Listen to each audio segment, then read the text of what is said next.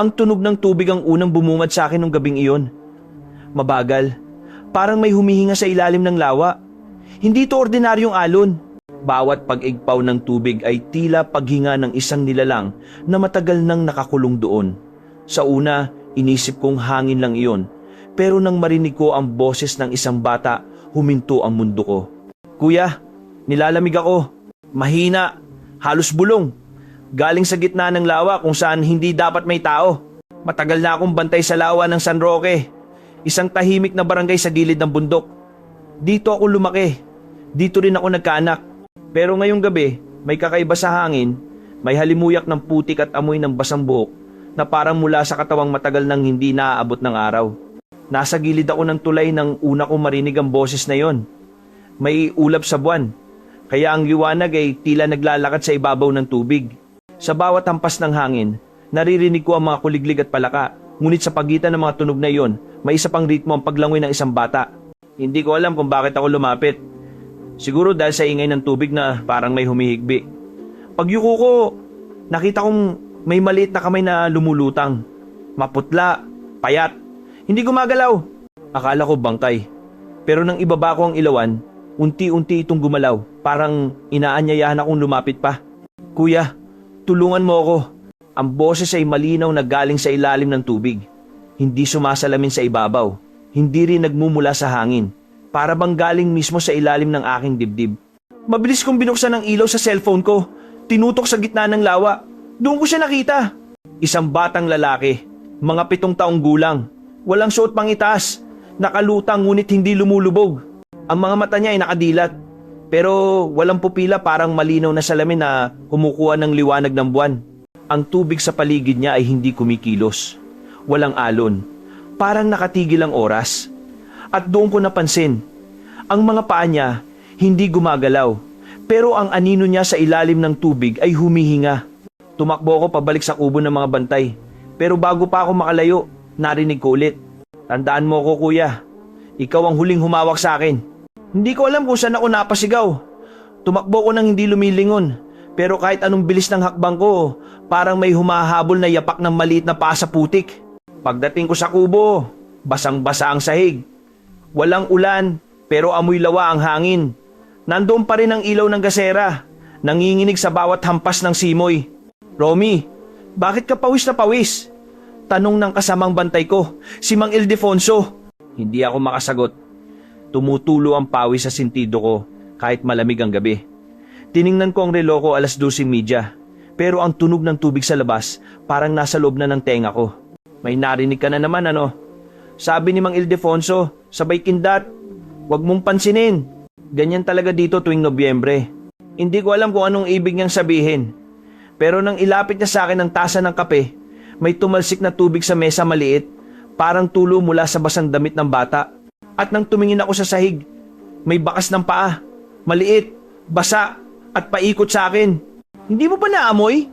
Tanong niya bigla. Naamoy ko nga, amoy ng nabubulok na dahon at tubig na matagal lang hindi gumagalaw. At sa gitna ng amoy na yon, may kakaibang halimuyak parang pawis ng bata. Yan ang sinasabi ko sa iyo, Romy. Sabi ni Mang Ildefonso, sabay subo ng yosi. Huwag kang lalapit sa lawa kapag tinatawag ka. Nang tiningnan ko siya, seryoso ang mukha niya. Tinatawag ka ng bata. Napaupo ako. Nasa pagitan ng takot at hindi paniniwala. Anong bata? Hindi siya sumagot. Sa halip, itinuro niya ang larawan sa dingding, isang lumang pahayagan, dilaw na sa edad. Nakasulat, bata nalunod sa lawa ng San Roque. Hindi na natagpuan ng bangkay. Sa ilalim ng larawan, may petsa Oktubre 31, 1999. 25 taon na ang nakalipas. At sa larawan, isang ngiti ng batang lalaki na parang kilalang kilala ko. Kinabukasan, tila walang nangyari. Mainit ang araw, kalmado ang hangin, at walang bakas ng takot na bumalot sa akin kagabi. Pero habang pinagmamasdan ko ang lawa, napansin kong iba ang kulay ng tubig. Hindi na ito bughaw o berde gaya ng dati. Parang may mapulang anino sa ilalim. Gumagalaw, nagkukubli sa liwanag. Nasa gilid ako ng kubo, hawak ang tinapay at kape, pero hindi ko maipasok sa bibig. Ang bawat lagaslas ng tubig ay parang may ibinubulong. Bumalik ka. Hoy Romy, Tawag ni Mang Ildefonso mula sa dulo ng bangka. Sama ka, may ipapakita ako. Tahimik akong sumakay. Habang umaalo ng tubig, rinig ko ang tunog ng kahoy na sumasalpok sa dagat-dagatan. Walang ibang tao roon maliban sa aming dalawa. Ang araw ay nakatirik, pero malamig pa rin ang hangin, parang hindi umaabot ang init sa ibabaw ng lawa. Dito kami madalas manghuli dati, sabi ni Mang Ildefonso. Pero mula nung aksidenteng yon, walang nangahas lumubog. Tinuro niya ang gitna, kung saan manipis ang hamog kahit tanghali.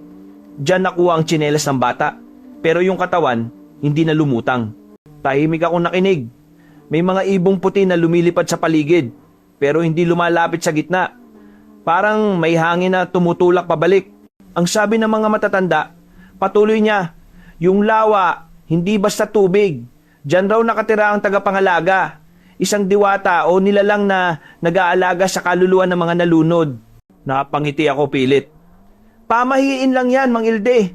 Tumigil siya sa pagsagwan at tumingin sa akin. Lahat ng pamahiin galing sa totoo. Pag uwi namin, dumaan kami sa kapilya sa tabi ng daan. May kandila sa harap ng isang lumang imahen, isang bata na may hawak na isda, nakangiti pero may hiwa sa leeg. Patron daw ng mga batang nalunod, sabi ni Mang Ildefonso. Hindi ko na napigilan na sarili ko. Bakit parang alam na ng lahat kung anong nangyari sa batang yon? Dahil hindi lang isa ang nawala dito. Mahinang sagot niya. Tuwing ika-25 ng buwan, may batang hindi na umuuwi. Nang gabing iyon, pinilit kong matulog. Pero sa pagitan ng mga hampas ng ulan sa bubong, narinig ko ang kaluskos sa labas. Dahan-dahan kong binuksan ang bintana. May bata sa bakuran nakatalikod, basa ang buhok, at nakatayo sa gilid ng poso. Hindi ko nakita muka. Pero nang humarap siya, ang mga mata niya ay parehong malinaw at walang pupila katulad ng batang nakita ko kagabi. Kuya, natagpuan ko ng laruan ko. Sabi niya, sabay turo sa lupa. May maliit na bangkang laruan sa tabi ng poso. Kahoy, may pintura pa ng asul. At sa ilalim nito, may bakas ng putik na parang kamay ng bata. Lumapit ako ng dahan-dahan, pero nang tumungo ako para pulutin niyon, malamig ang hangin at biglang tumigil ang ulan. Paglingon ko, wala na ang bata. Ang natira lang ay ang laruan at ang tubig na dahan-dahang dumadaloy mula sa poso papunta sa aking mga paa. Kinabukasan, dinala ko sa barangay hall ang bangkang laruan. Baka sakaling kilala ng mga taga rito. Pagpasok ko, nakita ko ang sekretaryang si Aling Marites, nag-aayos ng mga papel.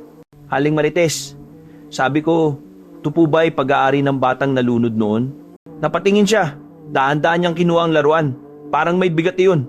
Saan mo nakuha to? Sa labas ng bahay ko kagabi. Tahimik siya sandali bago nagsalita. Yan ang laruan ni Nanding. Yung batang hindi na nakita noong 1999. Siya yung nasa pahayagan? Tanong ko. Tumango siya. Yan din ang bangka na nakita raw ng tatay niya nung gabing huling humawak sila. Napalunok ako. Paano po ito nakarating sa akin? Ngumiti siya. Pero may lungkot sa mata. Baka tinatawag ka niya. Umuwi akong bitbit ang bangka. Hindi ko alam kung bakit ko pa dinala.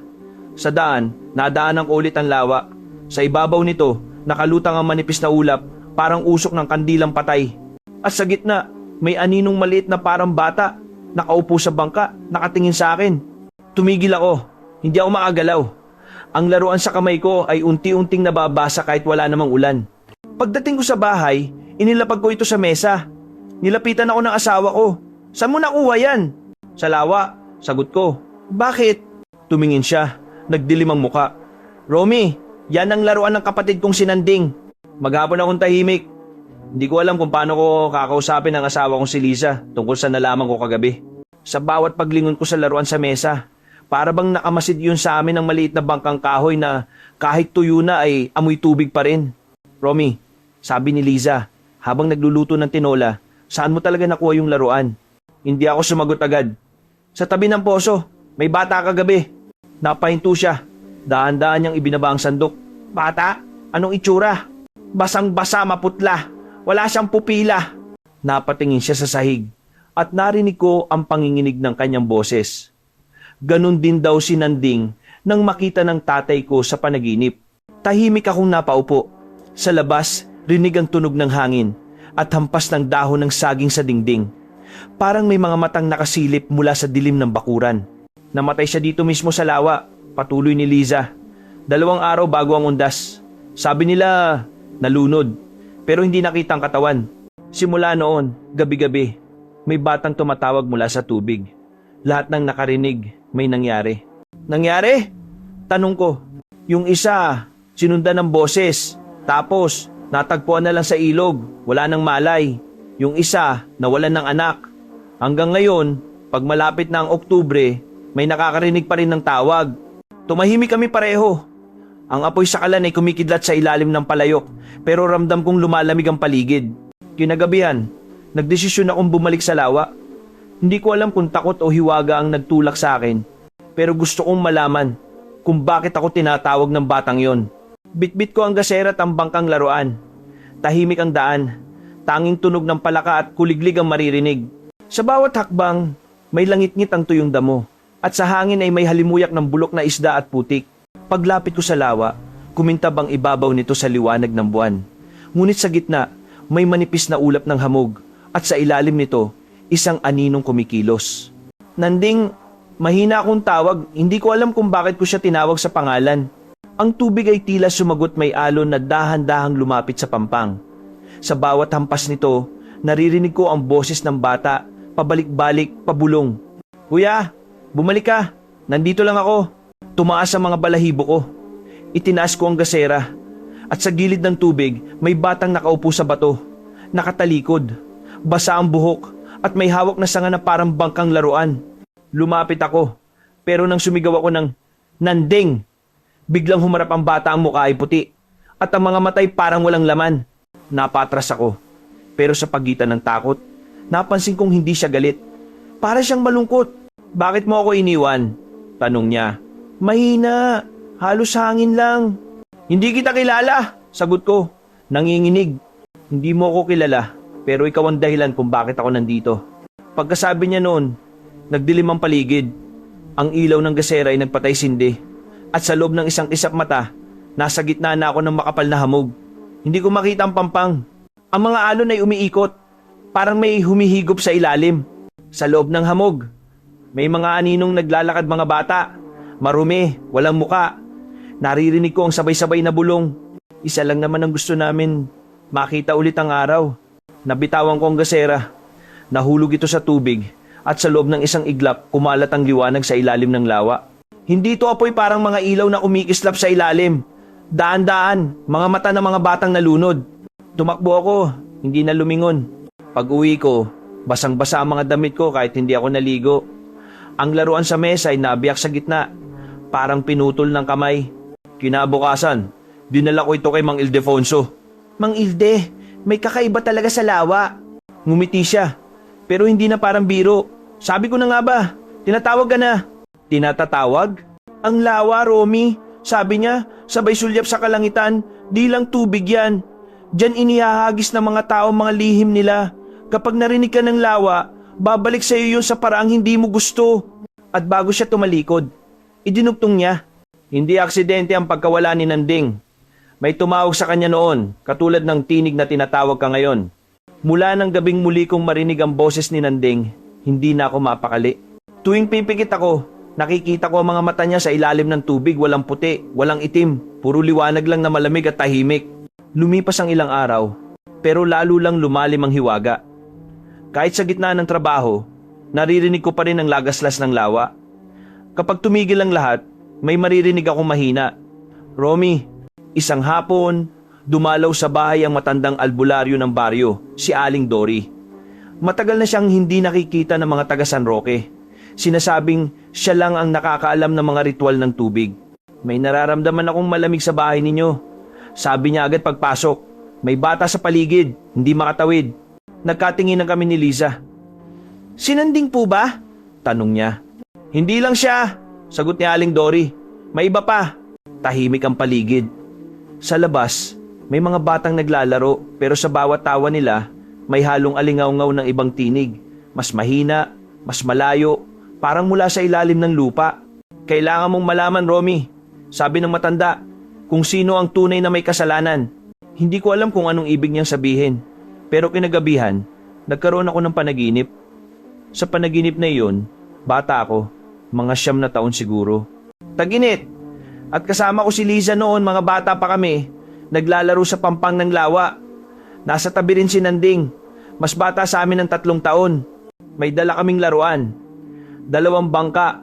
Parehong gawa sa kahoy. May pangalan pa sa ilalim. "Huwag kang lalayo, Nanding," sabi ng batang ako. "Malalim dyan." Ngumiti lang siya. "Di ako lalayo, kuya." Ngunit may dumaan na matandang mangingisda. Mukhang lasing. Sumigaw, "Huwag kayo maglaro dyan. May humihila sa ilalim." Tumawa kami. Mga bata lang. Pero ilang saglit lang, nadula si Nanding. Nagsigawan kami.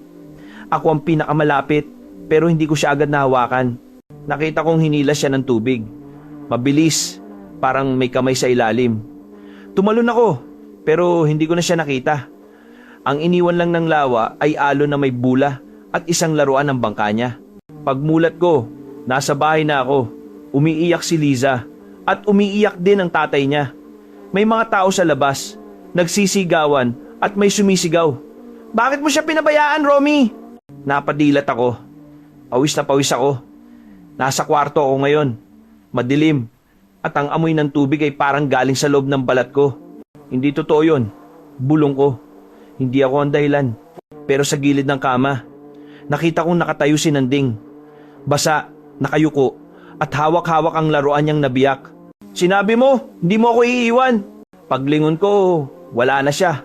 Pero naiwan ng mga patak ng tubig sa sahig. Kinabukasan, humarap ako kay Mang Ildefonso. "Mang Ilde, may kinalaman ako sa nangyari." Humithit siya ng sigarilyo, tumingin sa malayo. "Lahat ng tinawag ng lawa may utang. Hindi aksidente ang mga multo." "Paano kung mapapatawad ako?" tanong ko. "Hindi mo kailangang mapatawad. Kailangan mo lang marinig ang lahat." Tinuro niya ang kabilang pampang ng lawa, kung saan nakatirik ang lumang bahay ni Liza. "Doon mo sisimulan, sa bahay ng tatay niya." Hapon na nang makarating ako roon. Luma na ang bahay na babalot ng baging, at ang mga bintana ay puno ng alikabok. Pagpasok ko, naamoy ko ang lumang kahoy at tubig ulan. Sa dingding, may mga lumang larawan pamilya ni Liza, si Nanding at ako. Nakatayo ako roon, nanlalamig, habang pinagmamasdan ng isang litrato. Bata pa ako, nakangiti, yakap si Nanding. Sa ilalim, may sulat na halos nabura na sa tinta. "Ang magkapatid, sa tubig nagtagpo." Nanginginig ang kamay ko. Hindi ako makapaniwala. Ako at si Nanding. Nang haplusin ko ang larawan, biglang bumuka ang sahig. May narinig akong tunog ng tubig sa ilalim, parang daluyong na unti-unting umaakyat. At bago ko pa maintindihan, may boses na sumigaw mula sa ilalim ng bahay. "Kuya!" Isang kamay ang lumabas mula sa siwang ng sahig, malamig, basa at maliit. Ang kamay na sumulpot mula sa ilalim ng sahig ay mabilis na nawala, parang bulalang sa gitna ng hangin. Naiwan akong tulala, nanginginig, habang patuloy na pumapatak ang tubig mula sa siwang ng sahig. Paglingon ko, nandoon si Aling Dory sa may pinto, tahimik na nakamasid. "Alam ko na, mahina niyang sabi. Sinimulan na ng lawa." Lumapit siya, hawak ang bote ng langis at isang lumang rosaryo. "Romy, may dapat ka marinig bago mo tuluyang hanapin si Nanding." Umupo kami sa sahig, tahimik maliban sa tunog ng ulan sa bubong. Ang bawat patak ay parang tibok ng puso ng bahay. Matagal na ang sumpa ng lawa. Simulang kwento ni Aling Dory. "Noong wala pa ang baryo ninyo, may pamilya ng mga mang-aawit dito. Ang ama nila ay si Mang Elias, isang bangkero na nakikipagkalakalan sa mga bayan sa paligid. May anak siyang babae, si Lira, maganda, maamo, at may tinig na sinasabing kaya raw patahanin ng ulan. Isang gabi, dumating ang mga sundalong banyaga. Nasilaw sa ganda ni Lira.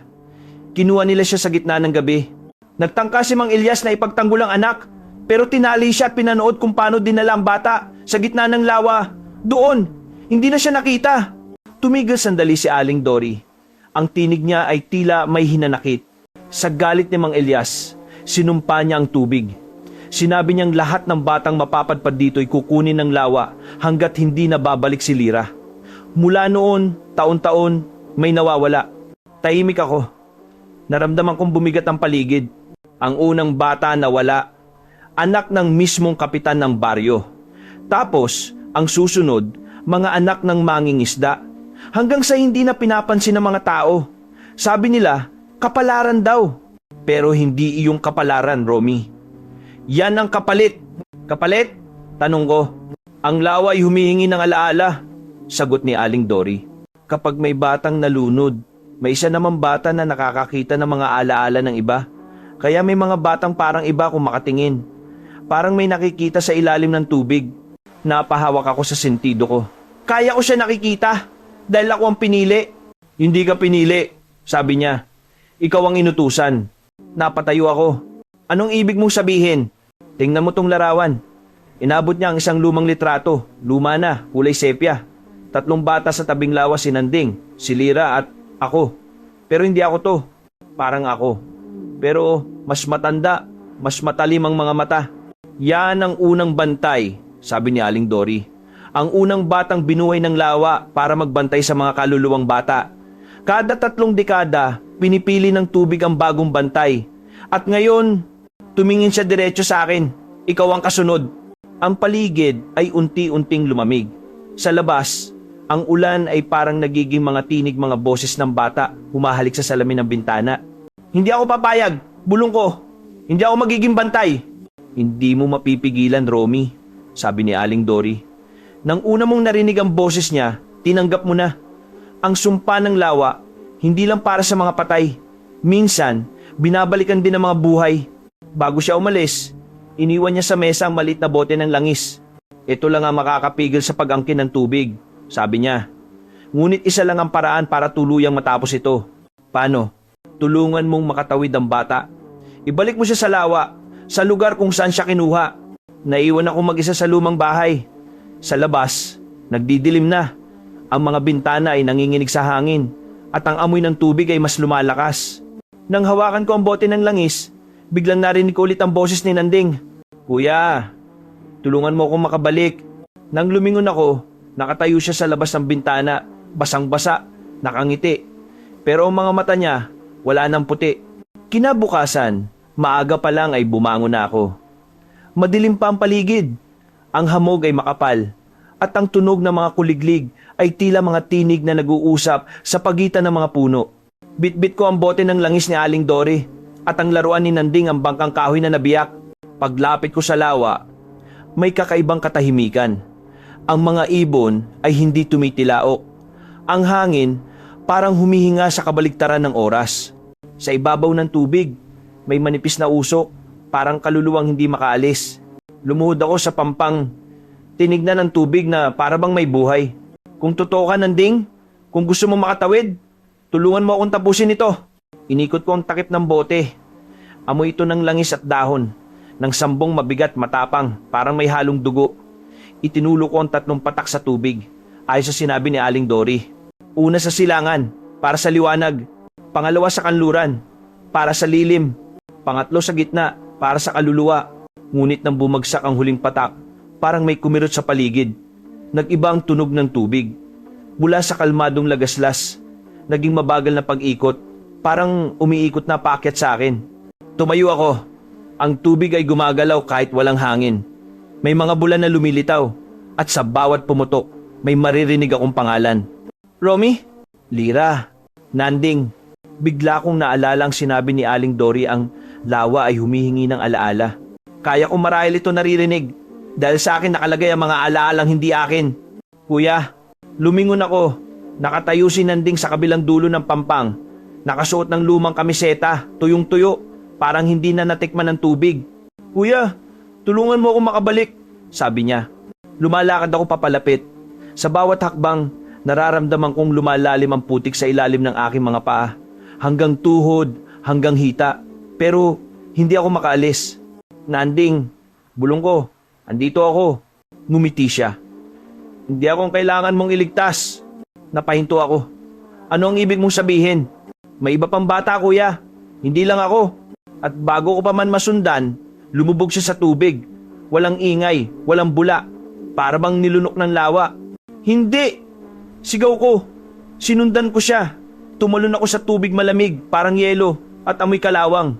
Paglusong ko, wala akong makita. Ang ilalim ay puro anino. Pero sa bawat kisap ng liwanag, may mga mukha mga batang may puting mata, nakamasid, nakangiti, parang nanonood sa akin. Isa-isa silang lumapit. Mga kamay nilang malamig, dumadampi sa balat ko. Hinihila ako pababa. Tulungan mo kami, sabi ng isa. Balik mo kami sa lupa. Sabi ng isa pa. Lumaban ako. Sinubukan kong umahon. Pero biglang may bumulong sa tenga ko, hindi boses ng bata, kundi tinig ni Aling Dory. Kapag tinanggap mo sila, magiging isa ka sa kanila. Napasigaw ako sa ilalim ng tubig. At sa sigaw kong yun, bumalik ang lahat ng paligid, ang ulan, ang hangin. Nasa pampang na ako, basang-basa, nanginginig. Sa tabi ko, nakatayo si Mang Ildefonso, hawak ang isang gasera. Sinabi ko na sa iyo, Romy, sabi niya, ang lawa, hindi basta nagpapatawad. Sa tuwing magtutubos ka, may kailangang palitan. Napatingin ako sa gasera. Sa loob ng salamin nito, may aninong kumikilos mukha ni Nanding, nakangiti pero may bakas ng luha. Hindi pa tapos, sabi ni Mang Ilde. Kailangan mong malaman kung sino talaga ang pinili ng tubig ngayong henerasyon. Bumalik ako ng tingin sa lawa.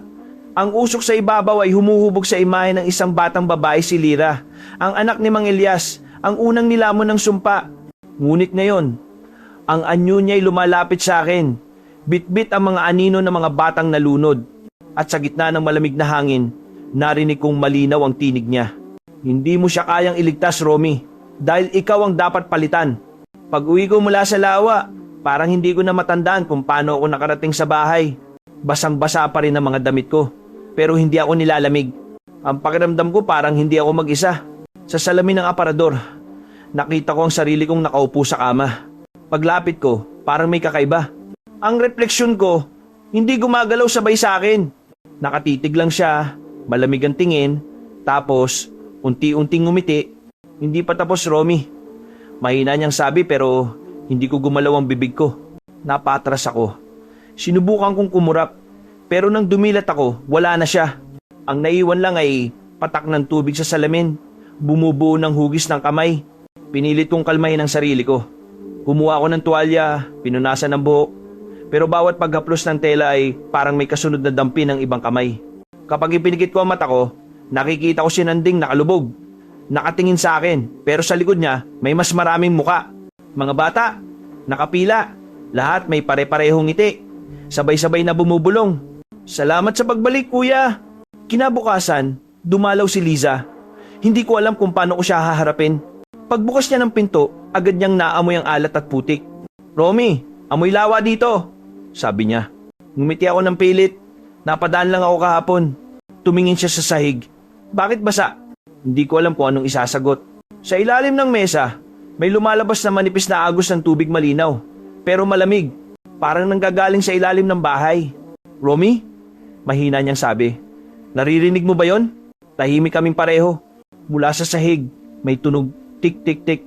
Parang mga yapak ng bata. Basa, dahan-dahan, papalapit. Lumapit si Lisa sa akin, nanginginig. May bata sa ilalim ng bahay. Sinilip ko sa siwang ng sahig. Sa dilim, may mga mata. Hindi lang isa, marami. At sa gitna nila, may isang aninong gumagalaw, mabagal.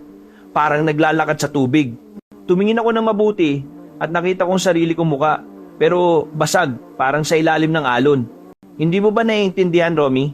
Sabi ng tinig mula sa ilalim. Buhay ka lang dahil pinayagan ka ng lawa. Lumipas ang ilang araw at hindi na ako makatulog. Tuwing pipikit ako, may naririnig akong tunog ng tubig sa loob ng dingding. Tuwing lalabas ako ng bahay, sinusundan ako ng amoy ng putik kahit saan ako pumunta. Sa mga mata ng mga tao sa baryo, parang may nakikita silang hindi ko nakikita. Tila may aninong nakatayo sa likod ko. Minsan, habang naglalakad ako sa gilid ng kalsada, may lumapit na batang babae, mga 8 taon siguro. Tay, sabi niya, basa po ang likod ninyo. Ngumiti ako, nagulat. Ha? Basa? Paglingon ko, wala naman akong nararamdaman. Pero nang tignan ko ang refleksyon sa salamin ng tricycle, may marka ng kamay sa likod ko. Maliit, basa, parang kamay ng bata. Pag uwi ko, nagpasya akong sunugin ng laruan ni Nanding. Dinala ko sa likod bahay, nilagyan ng gasolina, at sinindihan. Ngunit sa halip na umusok, umulan. Biglaan, malakas. Nabasa agad ang apoy. Ang laruan, imbes na matunaw, ay biglang kumintab parang bagong gawa. Hindi mo siya pwedeng sirain, sabi ng boses mula sa hangin. Dahil hindi siyang laruan. Ikaw ang laruan. Nang tumingin ako sa paligid, lahat ng puno ay parang naglalaway ng tubig at ang lupa ay nagiging basa, mabigat. Paglingon ko sa bintana ng bahay, May batang nakasilip si Nanding. Pero iba na ang itsura. Maitim ang balat, parang lumubog sa langis. Ngumiti siya, sabay sabi, "Ang tubig, dumarating sa loob kuya." At paglingon ko sa sahig ng bahay, nagsisimula ng tumaas ang tubig mabagal, pero hindi humihinto. Galing ito sa ilalim ng bahay. At sa bawat pagtaas, naririnig ko ang mga boses ng mga batang nalunod noon. Sabay-sabay na umaawit ng isang lumang lulabay. "Higa ka, bata, sa tubig ng gabi. Huwag kang gagalaw. Huwag kang aalis. Sa ilalim ng buwan, may ilaw na lilitaw. Hindi ka na magigising." Hindi ko alam kung anong oras na. Sa labas, parang hindi na nagbabago ang dilim. Ang ulan ay walang patid. Pero kakaiba, hindi ito ulan ng langit, kundi tubig na tumataas mula sa lupa. Ang buong bahay, unti-unting lumulubog sa malamig na dagat ng alaala. Sa una, akala ko bahalang. Pero nang ilapat ko ang kamay ko sa dingding, naramdaman kong kumikilos ito. Ang kahoy ay parang laman, basa at humihinga. "Liza! Sigaw ko! Umalis ka na!" Ngunit wala siyang sagot. Tumakbo ako sa kwarto at doon ko siya nakita nakatayo sa gitna ng sahig hanggang tuhod sa tubig. Nakatingin sa labas ng bintana. "Romy," sabi niya, "may mga bata sa labas." Lumapit ako. Sa dilim ng ulan, may mga siluetang nakatayo sa pampang. Mga bata, daan-daan. Lahat basa, lahat tahimik, lahat nakatingin sa amin. At sa gitna nila, si Nanding hindi na siya mukhang bata. Ang balat niya ay parang binuo sa putik at liwanag ng buwan. Ang mga mata ay kumikislap sa ilalim ng tubig at sa kanyang likod, may mga aninong parang palikpik. Mahahaba, naglalakbay sa likod ng hangin. "Kuya," sabi niya, "hindi mo dapat pinigilan ng lawa. Anong ginawa mo sa kanila?" Tanong ko, nanginginig. Ngumiti siya. "Hindi ko sila sinaktan. Binabantayan ko lang, tulad mo."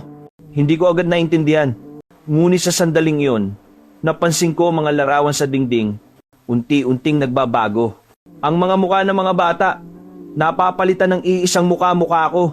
Bawat larawan, ibang edad, ibang panahon, pero pareho ang mga mata. "Romy, boses iyon ni Aling Dory, ngunit hindi ko alam kung saan galing." Ang sumpa ay hindi tungkol sa mga batang nalunod. Ito'y tungkol sa bantay na nakakalimot. Tumingin ako kay Nanding. Anong ibig sabihin ni Aling Dory? Lumapit siya, mabagal, at sa bawat hakbang niya, lumalalim ang tubig sa paligid. "Hindi mo ako kapatid," sabi niya. "Ikaw ang naging ako." Parang biglang huminto ang lahat. Ang tubig ay umakyat hanggang dibdib ko. Malamig, mabigat. Ang hangin ay nagiging parang usok. At sa loob ng bahay, narinig ko ang mga boses ng mga batang humihingi ng tulong. Pero ngayong gabi, ako na ang tinatawag nila. "Kuya Romy, kami na ang bantay mo ngayon." Itinulak ko si Liza papunta sa hagdan. Pero bawat hakbang ay nilalamon ng tubig. Ang hagdan ay nagiging parang ilog. Umaagos pababa sa dilim. Sa gitna ng lahat, lumapit si Nanding at hinawakan ang kamay ko. Mainit ang palad niya, taliwas sa lamig ng tubig. "Kung tatanggihan mo ito," sabi niya, "lulubog ang lahat. Pero kung tatanggapin mo, mabubuhay ang mga bata." "Hindi ko kaya," bulong ko. "Hindi mo kailangan kayanin," sagot niya. "Kailangan mo lang maalala." Biglang lumiwanag ang paligid. Ang mga dingding ay naging malinaw parang salamin ng tubig. At sa likod ng bawat refleksyon, nakita ko ang mga nakaraang anyo ko. Isang mangingisda, isang sundalo, isang batang nagligtas ng nalunod. Lahat sila'y ako. Lahat ay mga bantay. Bawat 30 taon, sabi ni Nanding, ang lawa ay pipili ng bagong tagapag-ingat. Hindi ito sumpa, Romy. Tradisyon ito. Ang tubig, kailangan ng tagapagsalita sa mundo ng mga buhay. "Bakit ako?" tanong ko. Ngumiti siya, unti-unting lumulubog. "Dahil ikaw ang unang tumalon." Lumingon ako kay Liza. Nakatanaw siya sa akin. Umiiyak. "Romy, anong gagawin mo?" Hindi ako sumagot. Sa halip, tinignan ko ang paligid ng bahay. Ngayon ay kalahating lubog. Ang tubig ay kasing lalim na ng dibdib. At sa gitna ng kisame, may liwanag na parang buwan. Hinawakan ko ang kamay ni Nanding. "Kung ito lang ang paraan." Ngumiti siya. "Maligayang pagbabalik, kuya." At sabay kaming lumubog. Nang muling bumukas ang aking mga mata, puti ang paligid, hindi ko alam kung panaginip o katotohanan. Ang huling naalala ko ay ang malamig na haplos ng tubig, ang kamay ni Nanding, at ang tinig ng mga batang umaawit sa ilalim. Ngunit ngayon, walang tunog, wala ni isang patak ng ulan. Tahimik ang lahat, maliban sa marahang tibok ng puso ko na parang kumakanta sa ilalim ng tubig. Romy? Boses iyon ni Liza, nanginginig, nanggagaling sa dilim. Ngunit hindi ako makasagot, hindi ko alam kung may bibig pa ako. Sa harap ko, umaalo ng liwanag. At sa ilalim nito, may mga anyong gumagalaw mahihinang anino, tila mga batang naliligaw sa liwanag ng buwan. Kinabukasan, sa tunay na mundo, si Liza ay nagising mag-isa. Ang bahay ay halos sira ang mga sahig, puno ng putik, at ang mga larawan ni Romy ay nabura, parang tinanggal ng hangin. Wala na si Romy, wala ring bakas ng baha. Tila walang nangyari, ngunit sa labas ng bintana, ang lawa ay muling tahimik. Masyadong tahimik. Para bang may lihim itong tinatago. Pagbaba ni Liza, nakita niya si Aling Dory sa may pinto, tahimik na nakatingin sa lawa. Nang lapitan niya, nagsalita ito ng walang tingin.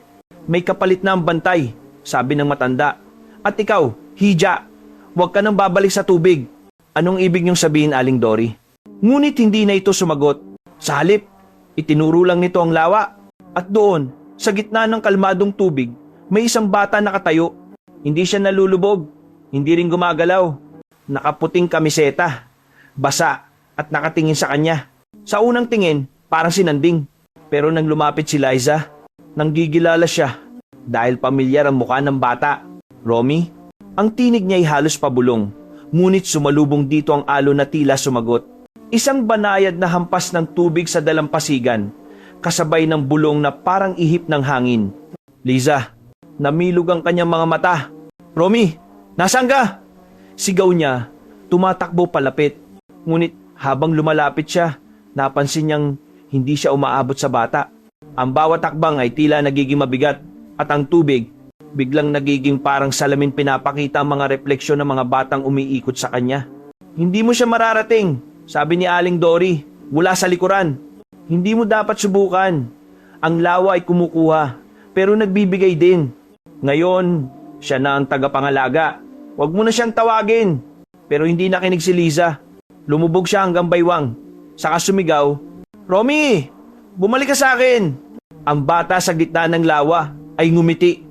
Isang mapayapang ngiti ngunit may lungkot. At bago siya tuluyang lumubog, nagtaas ito ng kamay, tila nagpaalam. Sa sandaling iyon, lumakas ang hangin, ang mga puno sa paligid ay nag-ingay, at ang tubig ay kumislap sa ilalim ng araw. Sa gitna ng liwanag, nakita ni Liza ang mukha ni Romy, ngunit hindi na siya tao.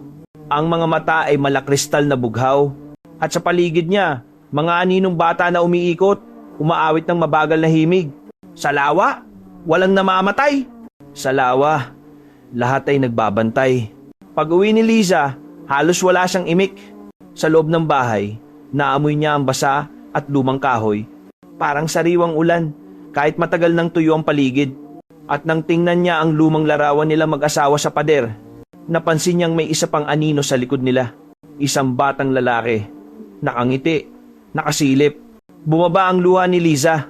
Alam niyang hindi na siya magbabalik sa lawa. Ngunit gabi-gabi, bago siya matulog, naririnig pa rin niya ang mahinang tawa ng mga bata sa labas ng bintana. At sa bawat tawa, naroon ang tinig ni Romy. Mahina, parang alon na humahaplos sa buhangin. Liza, bantayan mo ang lupa.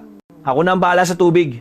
20 taon na ang lumipas mula nang huling marinig ang pangalan ni Romy sa bayang yon. Tahimik na ang lawa, masyadong tahimik. Wala nang naglalaba roon, walang batang naliligo, at tuwing dapit hapon, walang nangahas lumapit kahit pa may mga isdang kumikislap sa ibabaw ng tubig. Sabi ng matatanda, may mata ang lawa, at kapag tumingin ka pabalik, makikita mo ang sarili mo sa anyo na hindi sayo. Ngayon, bagong mukha na ang lumilitaw sa kwento. Isang dalagang nagngangalang Mara, 16 na taong gulang, anak ng bagong pamilyang lumipat sa lumang bahay ni Liza. Ang bahay ay inayos na, muli pininturahan, nilagyan ng bagong bubong, pero sa ilalim ng kahoy, buhay pa rin ang mga basang alaala. Ma, sabi ni Mara habang nag-aayos ng kwarto, bakit ayaw mong buksan tong bintana? Dahil doon nakaharap ang lawa. Sagot ng kanyang ina, hindi tumitingin. Mas mabuti nang hindi mo makita. Pero si Mara ay likas na mausisa. Tuwing gabi, naririnig niya ang tunog ng tubig hindi lang hampas ng alon, kundi parang mga yabag sa ilalim at minsan mahinang tawag, Mara, parang tinig ng batang hindi niya kilala, parang kaibigan sa panaginip. Isang gabi, hindi siya nakatiis. Tahimik siyang bumangon, naglakad palabas ng bahay at sa ilalim ng bilog na buwan, tumayo siya sa harap ng lawa. Ang tubig ay tila kristal kalmado, ngunit nagaanyaya. Sa dulo ng kanyang paningin, may batang lalaki, nakatayo sa gitna ng tubig. Parehong-pareho ng inilarawan ng mga matatanda. Hoy! Sigaw niya. Anong ginagawa mo dyan? Ngunit hindi ito sumagot. Sa halip, ngumiti.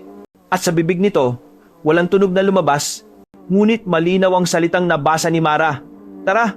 Kinabukasan, dumalaw sa kanilang bahay ang isang matandang babae. Nakasuot ng lumang saya. May daladalang baston. Si Aling Dory. Ngunit matanda na siya. Halos hindi na makalakad. Tirahan ito ng lawa, sabi niya, sabay tingin kay Mara. Bata, huwag kang lalapit. Kapag tinawag ka ng tubig, huwag kang sasagot. Bakit po? Tanong ni Mara. Ngumiti ang matanda, may halong lungkot. Dahil kapag sinagot mo, magiging bahagi ka na ng alon at walang sinumang makakabalik mula roon. Ngunit si Mara, gaya ng karamihan sa mga kabataan, hindi naniniwala sa mga lumang kwento. Pamahiin lang yan, sabi niya sa sarili. Pero nang sumapit ang gabi, habang nakahiga, narinig niyang muli ang bulong. Hindi ako multo, Mara. Tulungan mo ako. Nasaan ka? Tanong niya sa dilim. Sa ilalim. Malamig dito. Napatayo siya, hingal at tumingin sa bintana. May mga bakas ng tubig sa sahig. Tumutulo mula sa kisame pero walang ulan. At sa dingding, may nakasulat na basang salita. Bantay. Kinabukasan, nagpunta siya sa pampang. Doon niya nakilala ang isang matandang mangingisda. Manong, may bata po bang nalulunod dito dati? Tumingin lang ito sa kanya. Saka dahan-dahang sumagot. Hindi lang isa, marami. Pero ang huling nawala, lalaki. Ang pangalan, Romy. Tumahimik si Mara. Sa kanyang isipan, nagbalik ang mukha ng batang nakita niya sa gitna ng lawa. Ang parehong ngiti. Parehong mga mata. Nang gabing iyon, bumalik siya. Bitbit ang lampara, lumapit siya sa tubig. Hindi siya takot, curious lang. Ngunit habang papalapit, unti-unting lumamig ang hangin. At mula sa ilalim ng lawa, may sumulpot na mga bula. Kasabay nito, may kamay na lumitaw maputla, mahaba, tila humihingi ng tulong. Romy? Bulong niya.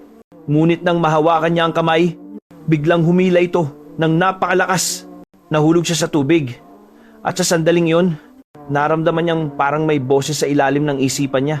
Mga batang bumubulong, mga awit ng nakaraan. Sa lawa, walang hangganan. Sa lawa, may kapalit na kailangang pumalit. Nagising si Mara sa pampang, basa, nanginginig. Ngunit sa kamay niya, may hawak siyang bagay. Isang lumang lakit, kalawangin, at sa loob nito, isang lumang litrato. Isang lalaki at isang babae. At sa pagitan nila, isang batang lalaki na mukhang siya. Pagmulat ni Mara, nasa loob na siya ng bahay. Basa ang kanyang damit, malamig ang buong paligid, at may amoy ng putik na parang nagmula sa kailaliman ng lawa. Hindi niya maalala kung paano siya nakabalik. Ang huling naalala niya ay ang kamay na humila sa kanya at ang mga matang tila pamilyar, mga matang parang kanya. Tumayo siya, nanginginig, at napansin ang lakit sa kama. Binuksan niya itong muli. Ang lumang litrato ay halatang kupas, ngunit ngayong gabi, parang mas malinaw. Ang lalaki, si Romy, ang babae, si Liza, at ang batang nasa gitna nila. May hawig sa kanya. Parehong mata, parehong ngiti. Hindi pwedeng totoo to, bulong niya. Ngunit sa salamin sa harap ng kama, nakita niyang sa bawat kibot ng anino, may isa pang mukha na sumisilip sa likod niya. Isang batang lalaki, basa, nakatingin, tahimik. Kuya, mahinang sabi niya. At sa sandaling iyon, biglang pumutok ang lampara. Naglaho ang liwanag, at tanging liwanag ng buwan mula sa bintana ang naiwan. Sa tabi ng kama, may mga bakas ng paa, maliit, basa, papunta sa pinto. Kinabukasan, dumalaw si Aling Dory. Pagpasok pa lang, napatigil ito at napatingin kay Mara, parang may nakita siyang hindi dapat makita. Bata, sabi niya, Anong nakita mo sa lawa kagabi? Tahimik si Mara. Ngunit sa loob ng isip niya, umuukit pa rin ang tinig mula sa ilalim ng tubig. Ikaw ang susunod. May nagbigay po sa akin ng locket, sabi niya sa wakas. Pero hindi ko kilala. Nanginginig ang kamay ni Aling Dory nang makita ang locket. Yan ang suot ng batang Romy bago siya mawala, sabi niya. Ang unang tagapangalaga ng lawa. Naupo si Aling Dory at huminga ng malalim. May dapat kang malaman, Mara, sabi niya. Ang sumpa ng lawa ay hindi lang tungkol sa pagkamatay. Ito ay tungkol sa kasunduan ng dugo. Anong ibig niyo sabihin? Ang tubig ay pumipili ng tagapangalaga tuwing 20 taon. At ang tagapangalaga, anak o apo ng naunang pinili. Ang dugo mo, bata, ay dugong lumubog sa lawa. Napalunok si Mara. Gusto mong sabihin, si Romy, lolo ko? Tumango si Aling Dory. Hindi lang lolo, siya ang una sa linya ng bantay. At ngayon, ikaw ang tinatawag. Nang gabing iyon, hindi mapakali si Mara. Sa labas ng bahay, naririnig niya ang mga tunog ng tubig na kumakalansing sa mga bato. Tila may humihinga sa ilalim ng lupa. Binuksan niya ang bintana at sa gitna ng dilim, nakita niya ang mga ilaw. Maliliit, kumikislap, parang mga alitap-tap na sumasayaw sa ibabaw ng lawa.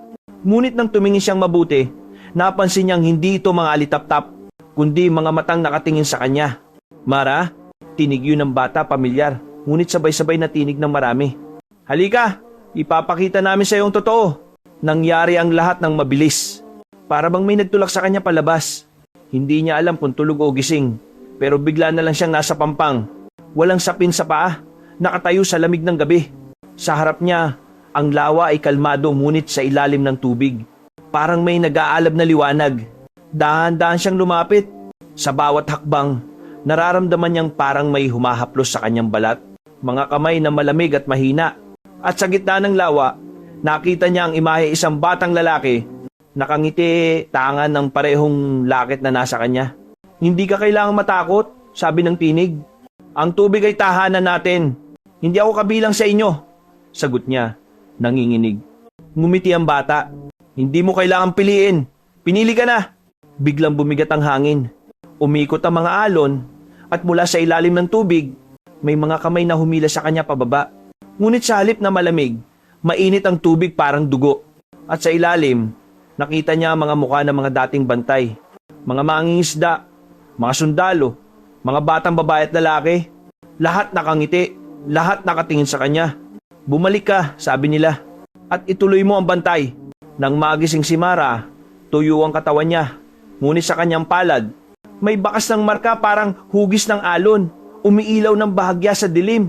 At sa labas ng bahay, ang lawa ay tila kumikilos ng may buhay, bumubulong ng iisang salita, tagapagmana.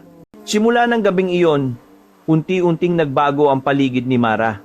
Ang bahay ay tila humihinga sa gabi. Ang hangin sa paligid ng lawa ay may ritmo, at sa bawat pagsikat ng araw, may mga tunog na hindi niya maipaliwanag. Mga mahinang pag-awit sa ilalim ng lupa, parang dasal ng mga batang hindi natapos.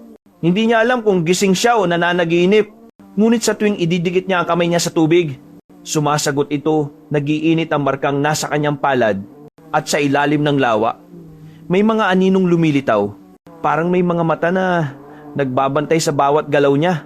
Isang gabi, muling bumalik sa panaginip niya ang batang lalaki si Romy. Ngunit ngayong gabi, hindi na siya bata. May edad na siya, ngunit ang mukha ay buo pa rin. Ang mga mata, kumikislap na parang liwanag ng buwan. Mara, sabi niya, handa ka na. Para saan? Para maging bantay. Bantay ng ano? Tanong niya, nanginginig. Ngumiti si Romy. Hindi ng lawa, kundi ng mga kaluluwang hindi na maalala. At sa likod ni Romy, lumitaw ang daan-daang mga muka. Mga batang nalunod, mga matandang naglaho sa gabi, mga mangingisdang hindi na nakauwi. Lahat sila ay nakatingin kay Mara, lahat may iisang tanong sa mata. Maaalala mo ba kami? Kinabukasan, pagdilat ni Mara, may kakaibang lamig sa paligid. Ang ilog sa likod ng bahay ay halos kumulo sa lamig. At sa salamin, hindi na siya sigurado kung ang refleksyon ay kanya.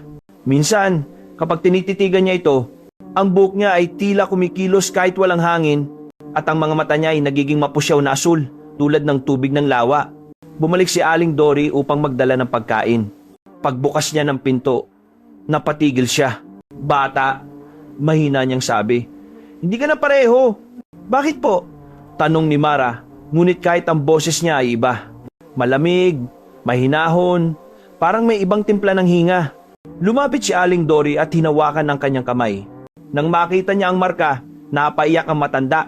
Nagsimula na. Sa mga sumunod na gabi, naririnig na ng buong baryo ang mga kakaibang tunog mula sa lawa. May mga halakhak ng bata, may mga bulong. Minsan parang may umaawit ng lullaby na nakakaantok at nakakatakot sabay. Si Mara naman, tuwing gabi, ay lumalabas at naupo sa pampang. Tila nakikinig sa mga boses. Hindi ako natatakot, sabi niya minsan kay Aling Dory. Parang kilala ko sila. Parang matagal ko na silang kasama. Ngunit sa bawat araw na lumilipas, unti-unting nakakalimot si Mara sa mga simpleng bagay. Ang pangalan ng nanay niya, ang lasa ng tinapay sa umaga, ang kulay ng araw. Ang natitira na lang ay ang tubig at ang mga alaala ng mga taong hindi niya kilala, ngunit parang parte ng kaluluwa niya. Isang gabi, lumapit muli si Romy sa panaginip niya. Ngunit sa pagkakataong ito, hindi siya nakangiti. Kapag natapos ang yugto ng buwan, sabi ni Romy, hindi ka na makakabalik. Hindi ko kailangan bumalik, sagot ni Mara. Kung dito ako kailangan. Ngumiti si Romy, may halong lungkot. Yan din ang sabi ko dati. Sa paligid nila, nagsimulang umikot ang mga alon. Pabilog, parang umiikot na mata ng mundo. At sa gitna nito, nakita ni Mara ang sarili niyang refleksyon. Ngunit hindi siya nag-iisa. Sa tabi niya, nakatayo ang isang batang babae. Parehong muka, parehong marka sa palad. Ngunit mas bata, mas inosente. Sino ka? Tanong ni Mara. Ang alaala mo, sagot ng bata. At ako ang mawawala kapag natapos na ang gabi. Pagdilat niya, umaga na. Ngunit hindi na siya si Mara. Ang mga mata niya ay bughaw, ang balat niya ay malamig, at ang tubig sa lawa ay tila sumusunod sa kanyang galaw. Lumapit si Aling Dory, nanginginig, at sa unang pagkakataon, nakita niya ang isang ngiti na hindi sa tao. Mara? Ngumiti siya. Hindi na si Mara. Ako na ang bantay. Sa gabing iyon, unang beses muling kumalma ang lawa. Ang mga bulong ay tumigil at sa gitna ng tubig, isang batang babae ang lumitaw. Nakaputi, nakangiti at hawak ang lumang lakit. Sa likod niya, nakatayo si Romy, nakamasid, habang dahan-dahang nilalamon ng dilim ang kanilang mga anino. Simula nang umalis si Aling Dory kinabukasan, ang baryo ay tila nahulog sa isang kakaibang katahimikan. Wala nang ingay ng mga ibon tuwing umaga. Wala na ring naglalakad sa tabing lawa kapag dapit hapon. Ang mga bata ay hindi na lumalapit sa tubig. At kahit ang mga isda, sabi ng mga mangingisda, ay ayaw nang lumutang. Ngunit sa gitna ng katahimikan, may mga bagay na hindi may kakaila. Tuwing gabi, may liwanag na kumikislap mula sa gitna ng lawa. Parang sinag ng buwan na napako sa tubig. At sa mga bubong ng bahay na pinakamalapit, may mga basang yabag, mga yapak na hindi nag-iiwan ng direksyon kung saan nagmula o patungo. Si Mara, o ang nilalang na dating si Mara, ay halos hindi na kumikibo. Sa araw, nakaupo siya sa pampang, nakatingin sa tubig. Sa gabi, siya ay lumalakad sa paligid ng baryo, tila may hinahanap. Ang mga nakakita sa kanya ay nagsasabing hindi na siya tao. Ang kanyang balat ay malamig na parang putik ng lawa, at ang kanyang mga mata ay may liwanag na asul, na kumikislap sa dilim kahit walang buwan. Minsan, nakita siya ng batang Sinilo, anak ni Mang Rene. Bumangon siya sa gitna ng gabi dahil may narinig na kumakatok sa bintana. Pagtingin niya, nandoon si Mara, nakangiti, ngunit may lungkot sa mga mata. Halika, sabi ni Mara. Hindi ka ba na-miss ng mga kaibigan mo sa tubig? Ngunit bago pa makasagot si Nilo, nawala na siya. Kinabukasan, nakita na lang ang mga yapak ng bata papunta sa lawa at sa pampang may naiwan na lumang laruan. Isang bangkang kahoy na palaging pinaglalaruan ni Nilo tuwing umaga. Kinagabihan, nagtipo ng matatanda ng baryo. Naroon si Aling Dory, dala ang lumang orasyon at mga dahon ng banaba at santol. Ngunit kahit anong dasal, ang tubig ng lawa ay hindi kumalma. Sa gitna nito, parang may sumasabay sa kanilang panalangin. Isang tinig ng bata na sumisingit sa pagitan ng mga ama namin. Ako si Bantay. Ako si Ala. Ako si... At doon ito natigil. Parang may pilit na pumipigil sa mismong pangalan ng bagong tagapangalaga. Lumapit si Aling Dory sa pampang at sumigaw. Mara, kung naririnig mo ko, huwag mong hayaang lamunin ka ng mga kaluluwa. Hindi mo kailangan manatili dyan. Ngunit ang sumagot ay hindi boses ni Mara. Isang batang tinig, sabay-sabay, parang dumadagundong sa ilalim ng tubig. Hindi siya makaalis. Kailangan namin siya. Biglang umalon ang lawa kahit walang hangin. Umangat ang tubig na parang kamay na hinuhugot mula sa kailaliman. Nabitawan ni Aling Dory ang lampara at sumabog ang liwanag nito sa lupa. Pagtingin niya, may mga anyo ng bata sa ibabaw ng tubig. Nakatayo, nakapalibot kay Mara, at sa gitna nila, si Nilo, nakangiti ngunit may mga mata na kulay asul. Mara, sigaw ni Aling Dory, bitawan mo ang bata! Ngunit si Mara ay tumingin lamang sa kanya at sa unang pagkakataon, nagsalita ng malamig at sabay-sabay ang kanyang tinig. Tila boses ng daan-daang kaluluwa na pinag-isa. Hindi ko siya hawak. Sila ang may hawak sa akin. Kinabukasan, nakita ng mga mangingisda ang lawa na puno ng bangkay ng isda. Lahat ay nakatihaya, bukas sa mga mata, at ang tubig ay may mapusyaw na kulay asul. Sa gitna ng lawa, isang batang babae ang lumulutang ng tahimik. Nakapikit, parang natutulog. Ngunit nang lapitan nila, bigla itong bumukas ang mga mata at lumubog ulit. Simula noon, walang lumapit sa lawa. Ang mga tao ay nagtatakip ng mga bintana kapag sumasapit ang gabi at sa hangin. May mga batang tawa na tila galing sa ilalim ng lupa. Ngunit may isa pang lihim si Aling Dory. Sa ilalim ng kanyang bahay, may nakatagong lumang kwaderno. May mga pangalan ng mga batang nawawala sa loob ng 70 taon. Lahat sila'y may iisang marka sa palad, ang marka ng bantay ng lawa. At sa pinakahuling pahina, may nakasulat na bago, Mara de la Cruz. Napili ika, 13 na tagapangalaga. Ang hangin sa baryo ay tila namimigat parang may buhawi sa ilalim ng lupa. Lahat ng pinto ay mahigpit na nakasara. Ang mga ilawan ay pinatay. At tanging ang alingaungaw ng kampana sa lumang kapilya ang naririnig tuwing sasapit ang hating gabi. Si Aling Dory lamang ang lumabas. Nakabalot sa lumang abaniko na may mga ukit na mga simbolong di na maintindihan. Hawak niya ang kwaderno at sa ilalim ng kanyang braso, isang bote ng langis na galing pa sa lumang pari. Langis ng liwanag. Alam niyang yun na ang gabing dapat tapusin ng sumpa. Ngunit alam din niyang may kapalit. Pagdating niya sa pampang, ang lawa ay hindi na lawa. Ito'y parang salamin na may sariling hinga, umaalon kahit walang hangin. At sa gitna nito ay nakatayo si Mara. O ang nilalang na nasa loob ni Mara. Nakaputi, nakapikit, at sa paligid niya, nakalutang ang mga anyo ng mga batang kaluluwa. Bawat isa sa kanila ay may marka sa palad at bawat isa ay lumulutang na parang kandilang nalusaw sa tubig. Aling Dory, bulong ni Mara. Ngunit ang boses ay parang binubuo ng daan-daang tinig. Huli na! Ang lawa ay may sarili ng buhay. Ngunit hindi umatras si Aling Dory. Binuksan niya ang bote ng langis at ang amoy nito'y sumingaw. Parang pinaghalong dasal, apoy at dugo ng mga ninuno. Itinapon niya ito sa tubig at biglang nagningning ang paligid. Parang may apoy na nagmula sa ilalim ng dagat. Sa bawat pagliyab, isa-isang sumigaw ang mga bata hindi sa sakit, kundi sa pagbitaw. Ang kanilang mga tinig ay umakyat sa hangin, parang mga ibong matagal na nakakulong. Ngunit hindi pa tapos. Ang lawa ay nagsimulang kumulo at mula sa kailaliman, lumitaw ang isang anino. Malaki, mabigat, at parang binubuo ng itim na usok at putik. Ito ang diwa ng lawa ang unang bantay. Ang kaluluwang pinagmulan ng sumpa. Ang tinig nito ay parang lupa na pumuputok. Walang nakakawala sa alaala. Tinuro ni Aling Dory ang kwaderno at binigkas ang sinaunang dasal. Sa ngalan ng tubig na nagbibigay buhay, sa liwanag na nagbibigay wakas, bitawan mo ang iyong mga anak at hayaang makabalik sa liwanag. Ngunit sa bawat katagang binibigkas, ang katawan ni Mara ay nanginginig. Ang mga mata niya ay nagiging asul na apoy. Ang mga bata sa paligid ay umiikot sa kanya. At sa hangin, parang may umiiyak na sabay-sabay. Mara, sigaw ni Aling Dory, labanan mo siya. Hindi ikaw ang sumpa. Ngunit si Mara ay lumingon at sa unang pagkakataon, bumalik ang tunay niyang tinig. Mahina ngunit malinaw. Kung lalaban ako, sino ang magbabantay sa kanila? Nangilid ang luha ni Aling Dory. Hindi mo kailangang manatili.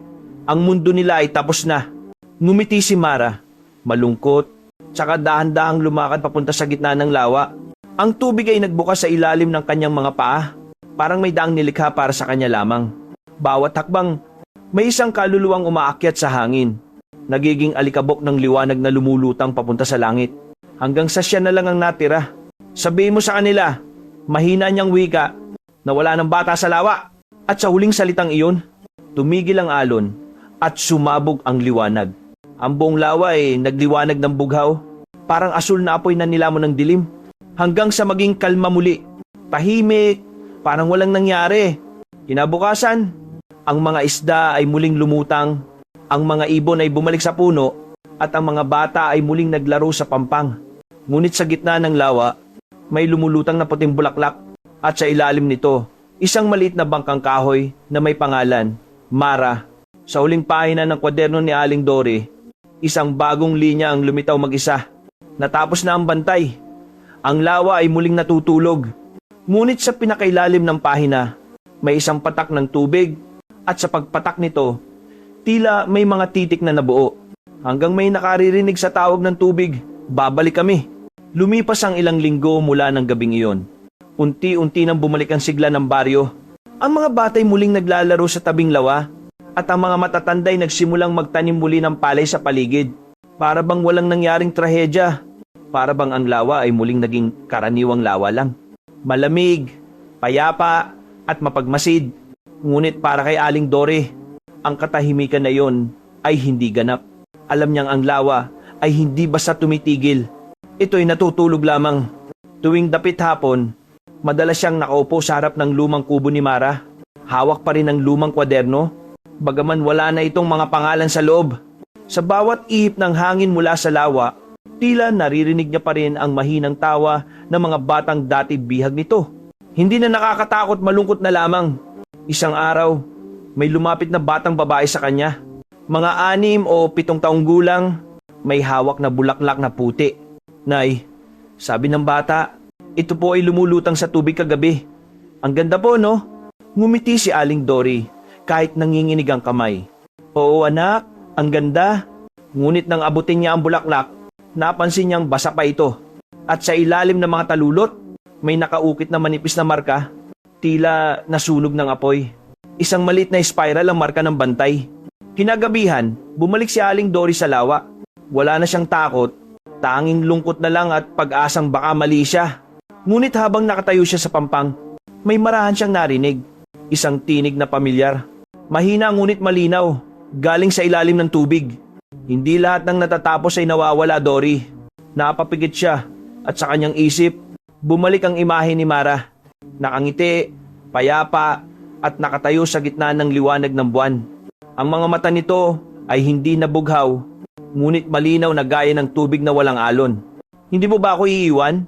Mahina niyang tanong. Tila sinasagot ang sarili.